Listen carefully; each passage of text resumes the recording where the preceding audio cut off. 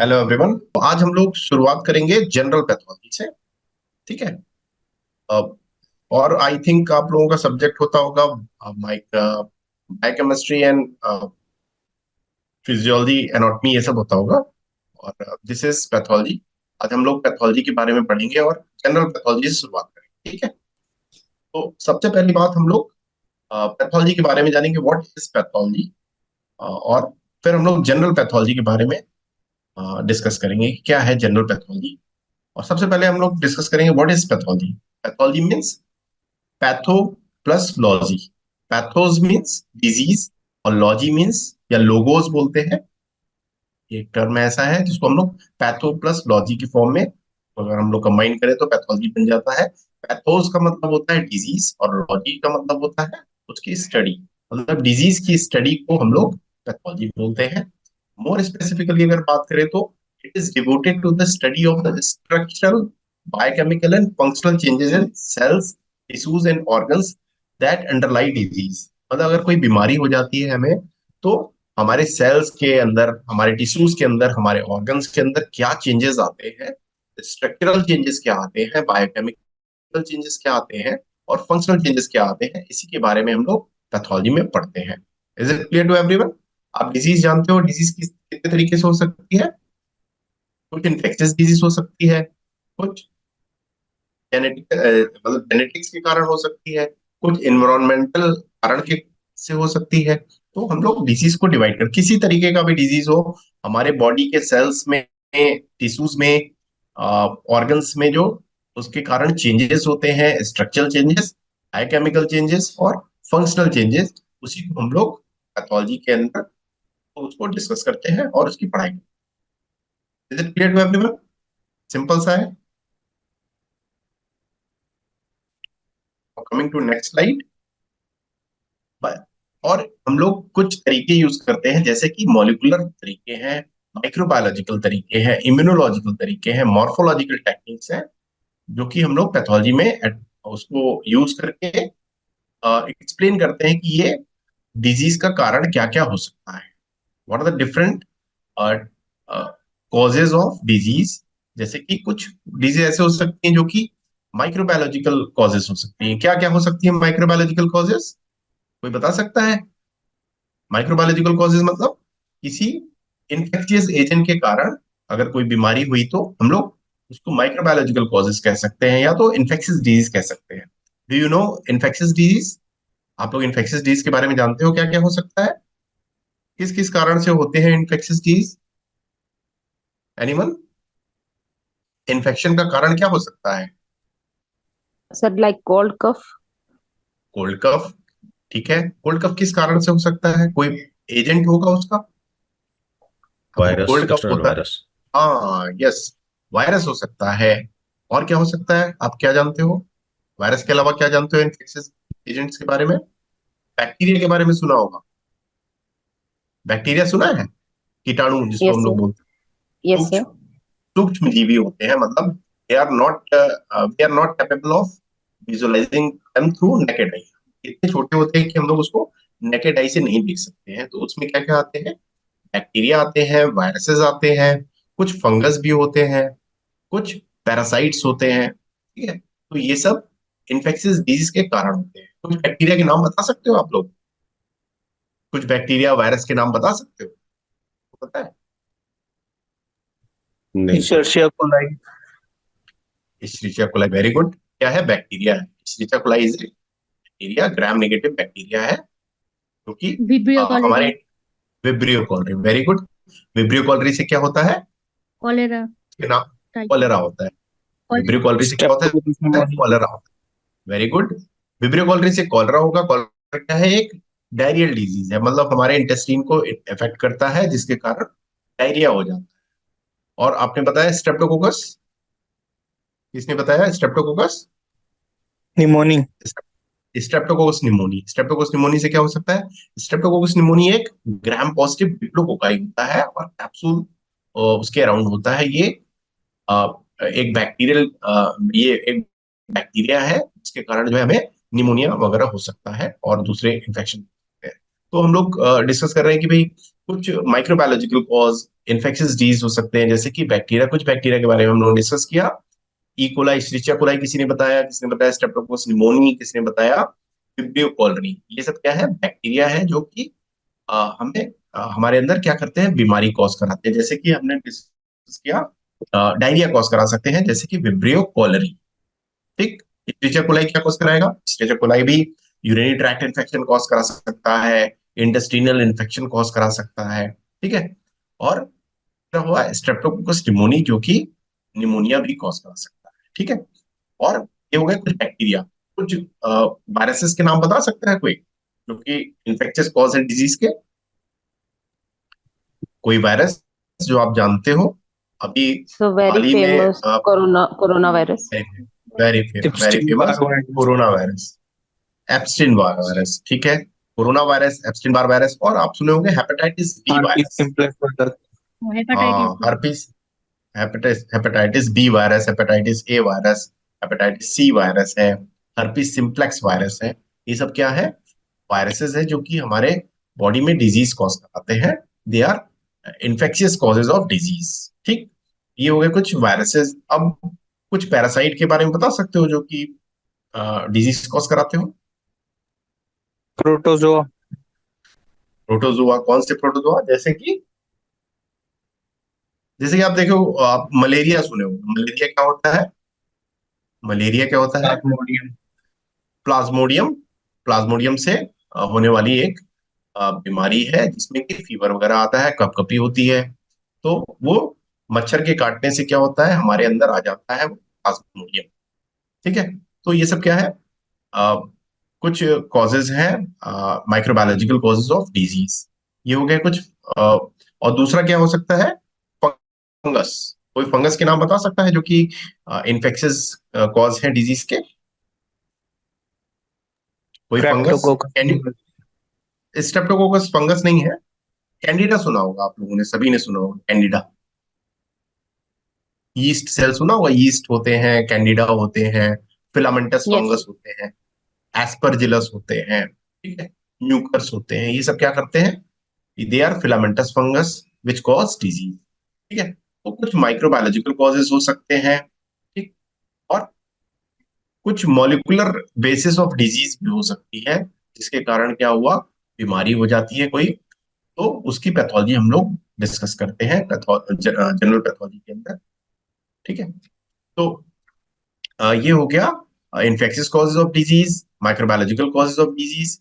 Immunological basis of disease भी हो सकती है, मतलब हमारी इम्यून सिस्टम में कुछ अल्टरेशन हो गया, जिसके कारण बीमारी हो गई। जैसे कि एसएलई वगैरह सुना होगा, सिस्टमिक ल्यूपस एरिथमेटोसस। एसएलई सुना होगा, रूमेटाइड आर्थराइटिस सुना होगा। ये सब क्या है? इम्यूनोलॉजिकल बेसिस ऑफ डिजीज है। हमारे इम्यून सिस्टम में कुछ गड़बड़ी हो गई के कारण बीमारी हो जाती है। Traditionally the study of pathology can be divided into two types. पहला है जनरल पैथोलॉजी, क्या हम लोग डिस्कस करेंगे। जनरल पैथोलॉजी में क्या होता है?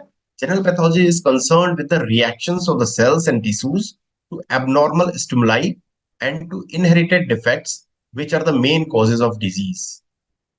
इसके अंदर क्या हम लोग पढ़ते हैं? ऐसे रिएक्शन सेल्स के, टिश्यूज के, जो कि एबनॉर्मल स्टिमुलस के कारण या इनहेरिटेंस के कारण हमारे बॉडी में डिजीज कॉज करा रहे हैं, उसके बारे में। दूसरा है systemic pathology. Systemic pathology examines the alterations in specialized organs and tissues that are responsible for disorders that involve these organs. कुछ स्पेसिफिक ऑर्गन के बारे में, कुछ स्पेसिफिक ऑर्गन में डिजीज हो रही है, उसकी पैथोलॉजी पढ़ रहे हैं, तो वो सिस्टमिक पैथोलॉजी हो जाती है। ठीक है। The four aspects of disease process that form the core of pathology are etiology। पहला क्या है? It's cause. कॉज को क्या बोलते हैं हम लोग? कॉज को मतलब इटियोलॉजी को हम लोग कॉमन टर्म्स में कॉज बोलते हैं कि उसका कारण क्या है। किसी भी डिजीज का कोई कारण होगा, तो पहला पॉइंट क्या होगा जो हम लोग डिस्कस करेंगे पैथोलॉजी में? वो है कारण क्या है, इटियोलॉजी क्या है डिजीज की। दूसरा है mechanism of its development. Mechanism of its development में क्या पढ़ते हैं हम लोग? पैथोजेनेसिस।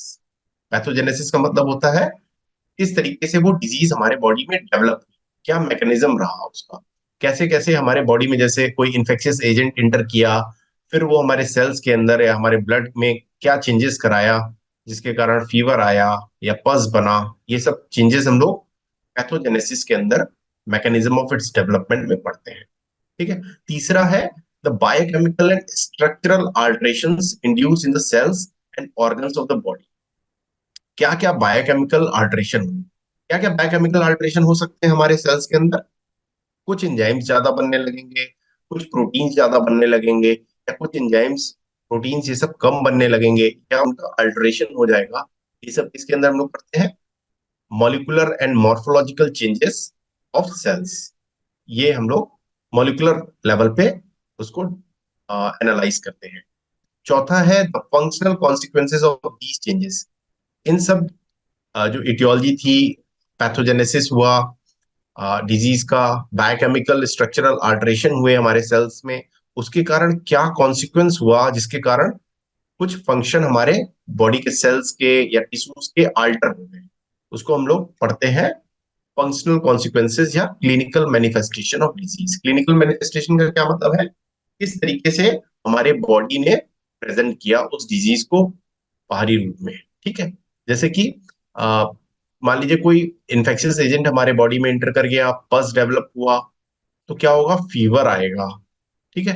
फीवर के कारण हमको पता चलेगा भाई कि कोई इन्फेक्शियस डिजीज हमारे को हो गई है, जिसका कारण कोई एक वायरस हो सकता है, बैक्टीरिया हो सकता है, कोई पैरासाइट हो सकता है, फंगस हो सकता है। ठीक है। अब हम लोग आएंगे इटियोलॉजी। सबसे पहला था क्या? इटियोलॉजी। इटियोलॉजी मतलब कॉज। इटियोलॉजी और cause of the disease. There are two major classes of aetiological factors. क्या क्या हो सकते हैं ये इटियोलॉजिकल फैक्टर्स या कॉजेस? पहला हो सकता है जेनेटिक कॉज। जेनेटिक कॉज में क्या होता है?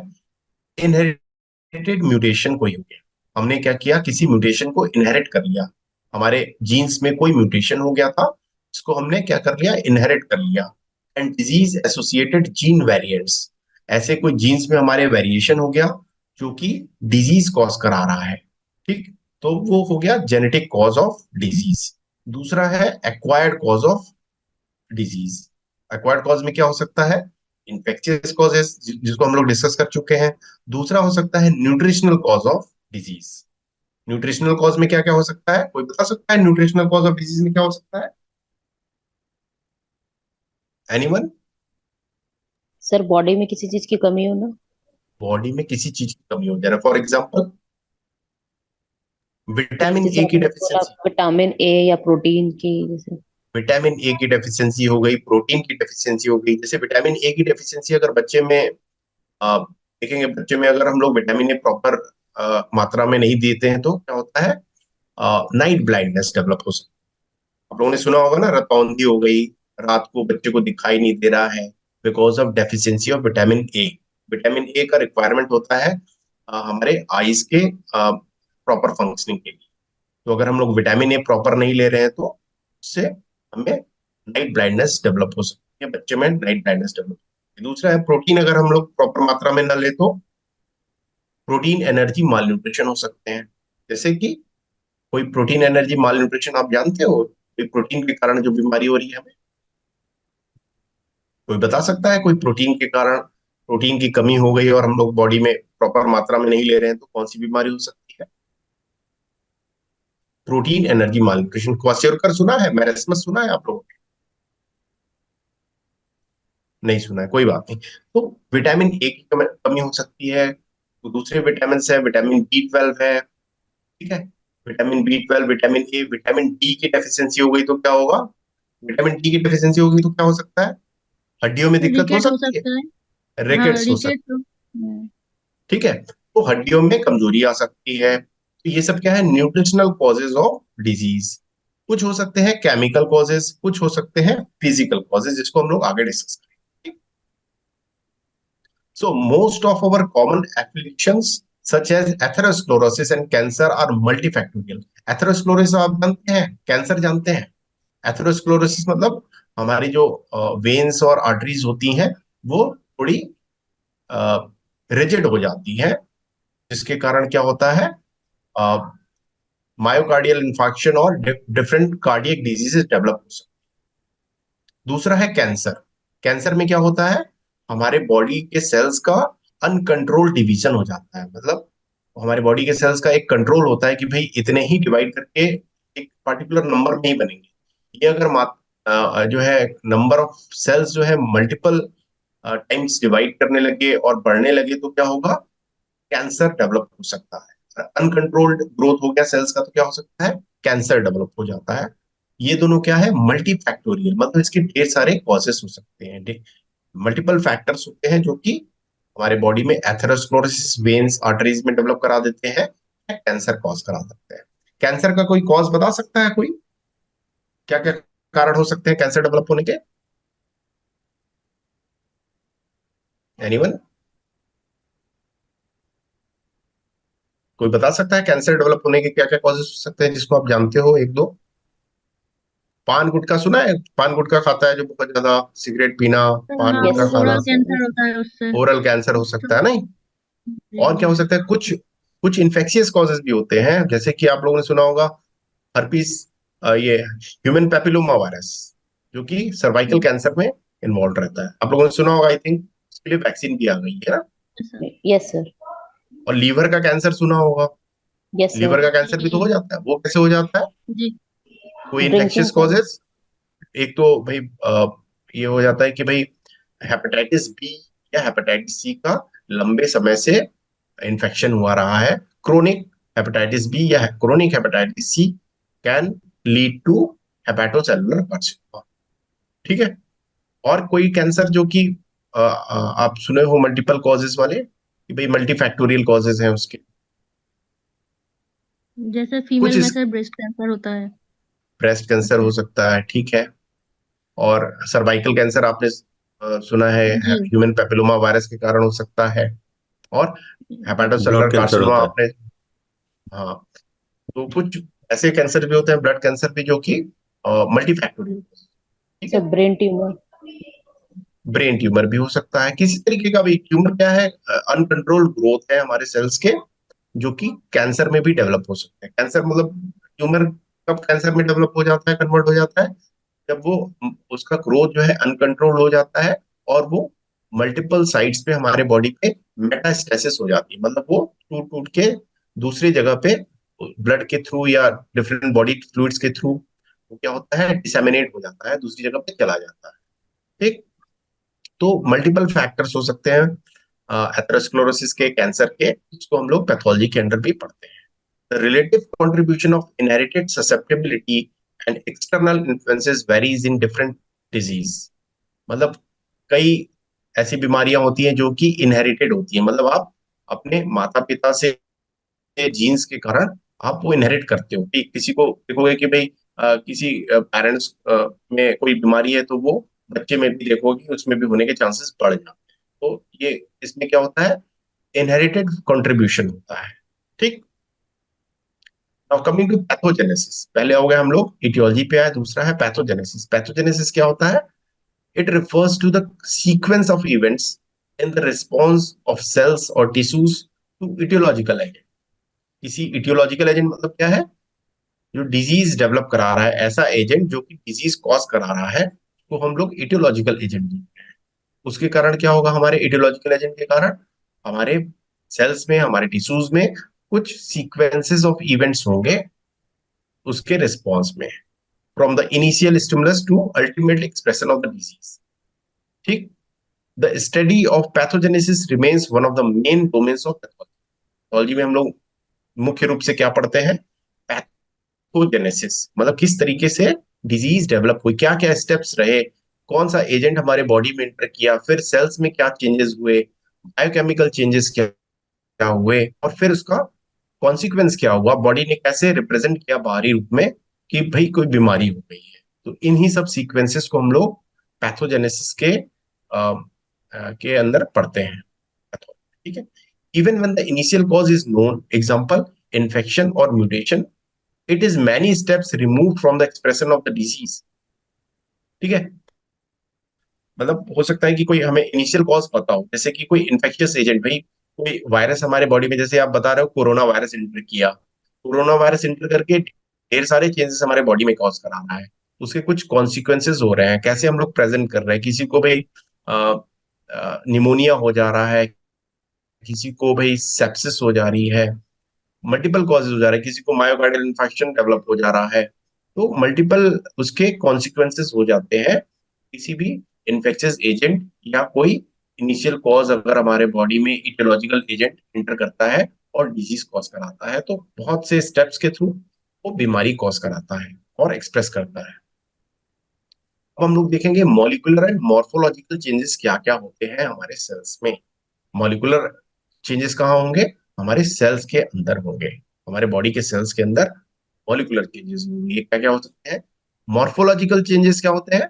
मॉर्फोलॉजिकल चेंजेस मतलब उसके बनावट में, उसके स्ट्रक्चर में क्या डिफरेंस आया, क्या अल्टरेशन हुआ, उसको हम लोग morphological changes. So morphological changes refers to the structural alterations in the cells or tissues that are either characteristic of a disease or a diagnostic of an etiological process. आप लोगों ने rabies के बारे में भी पढ़ा होगा। रेबीज कैसे होता है? रेबीज सर सुना कोई है? कुत्ता या डॉग बिल्ली के काट डॉग के देती कुत्ता है बाइट। उसको। काट लिया, जी डॉग का सर। बाइट हो गया, तो ये क्या हो जाता है उसमें? ऐसा क्या हो जाता है? किस चीज से होता है? आइडियोलॉजिकल एजेंट क्या उसके होता है भाई? सलाइवा कुत्ते के ने, अंदर। उसके सलाइवा के अंदर ऐसा सर क्या उसके होता है? सलाइवा के अंदर वो क्या होता है कि कुछ हमारे को रेबीज हो बैक्टीरिया टाइप जाता है? का कुछ। बैक्टीरिया नहीं होता सर है, वो ये वायरस बैक्टीरिया होता कुछ है। अगर। ये वायरस से हाँ। होता है। रेबीज वायरस होता है, जिसको बुलेट वायरस भी बोलते हैं। बुलेट शेप्ड वायरस होता है। ये कुत्ते के काटने से उसके सलाइवा के थ्रू हमारे बॉडी में इंटर कर गया, और ये अल्टीमेटली जाता है हमारे ब्रेन के सेल्स में चला जाता है, और वहां अल्टरेशन कॉज कराता है। ठीक। तो डिजीज ये क्या भाई, हम लोग को फिर पता करना पड़ेगा भाई ये कैसे, और ये क्या क्या चेंजेस हमारे बॉडी के सेल्स में किया, ब्रेन के सेल्स में क्या किया। तो फिर हम लोग क्या करते हैं, उस जगह की जहां पे ये डिजीज प्रोसेस कॉज करा रहा है, वहां के सेल्स को थोड़ा हम लोग पार्ट, उसका थोड़ा पार्ट लेके बायोप्सी करके उसकी, हम लोग उसकी स्टेनिंग करके, फिर हम लोग माइक्रोस्कोप के थ्रू देखते हैं कि भाई सेल्स में क्या चेंजेस आए ऐसे, और क्या कॉज हो सकता है। तो कुछ रेबीज वायरस के कारण हुआ तो एक पार्टिकुलर कुछ इंट्रासेलुलर चेंजेस हो जाते हैं, जो कि हम लोग को स्टेन करके माइक्रोस्कोप के थ्रू देख सकते हैं कि भाई इस तरीके के चेंजेस हैं, तो ये भाई रेबीज के कारण हो सकता है। ठीक है। The field of diagnostic pathology has explained to encompass molecular, biological, and morphological, immunological approaches for analysis of disease states.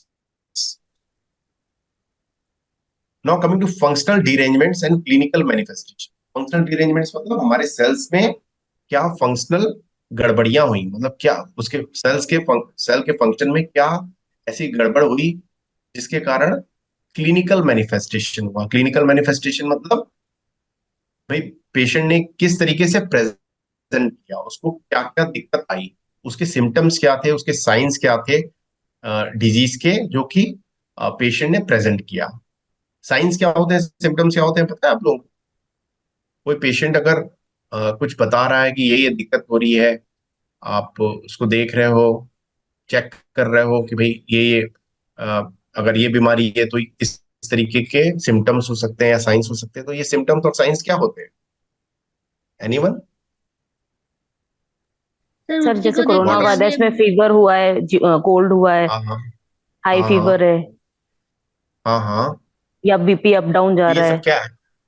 ये सब क्या है, सिम्टम्स है कि साइन? साइन क्या होता है, सिम्टम्स क्या सर होता है? साइन साइन साइन नहीं है सर। साइन है।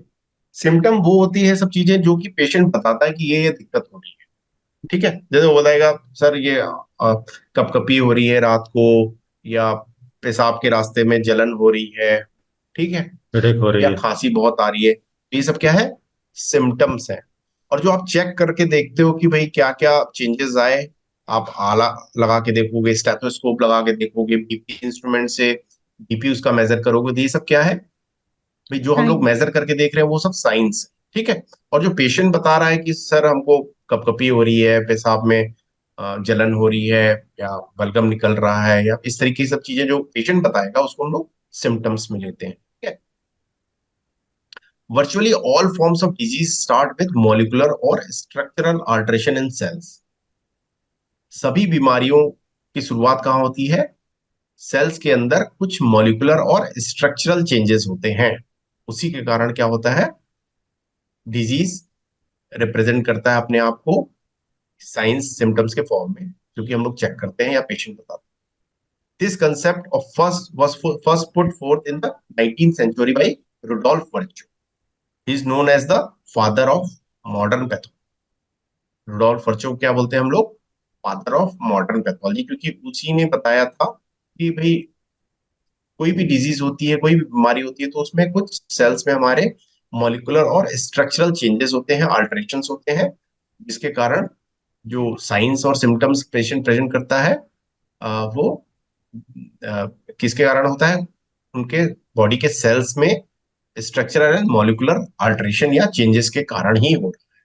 तो हम लोग रुडोल्फ वर्चो को हम लोग फादर ऑफ मॉडर्न पैथोलॉजी भी बोलते हैं, ठीक है। Therefore begin our consideration of pathology with the study of causes. हम लोग causes जानेंगे, क्या क्या causes हैं भाई बीमारी के, मैकेनिज्म क्या है, और मॉर्फोलॉजिकल और बायोकेमिकल चेंजेस क्या हो रहे हैं